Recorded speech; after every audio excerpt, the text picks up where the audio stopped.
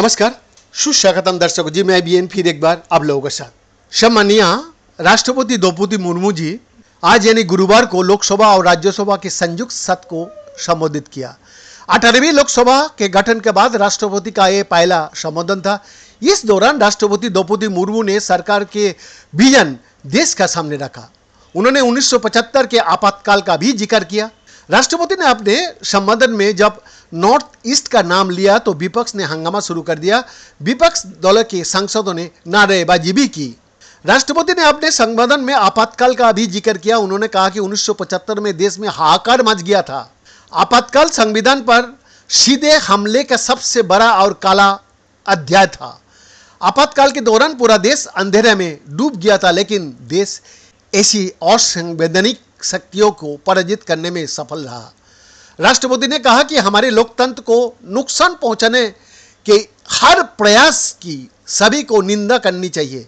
विभाजनकारी ताकत लोकतंत्र को कमजोर करने, देश का भीतर और बाहर से समाज में खाई पैदा करने की साजिश रच रही है।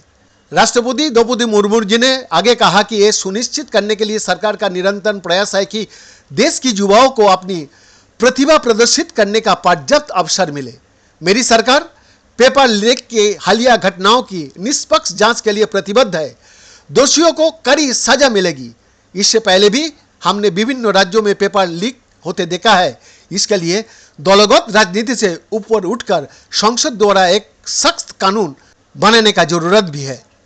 आगे राष्ट्रपति द्रौपदी मुर्मू जी ने बताया, एक सशक्त भारत के लिए हमारी सेनाओं में आधुनिकता जरूरी है।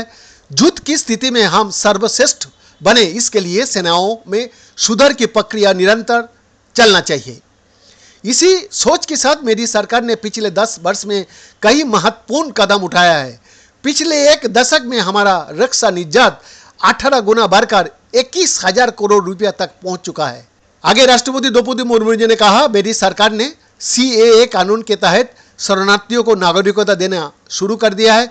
इससे बंटवारे से पीड़ित अनेक परिवारों के लिए सम्मान का जीवन जीना तय हुआ है।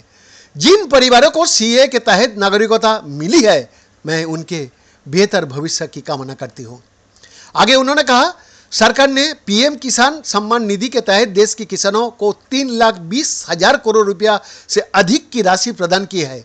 मेरी सरकार के नया कार्यकाल की शुरुआत में अब तक 20,000 करोड़ रुपया से अधिक की राशि किसानों को हस्तांतरित की जा चुकी है। सरकार ने खरीफ फसलों के लिए MSP में भी रिकॉर्ड बढ़ोतरी की है।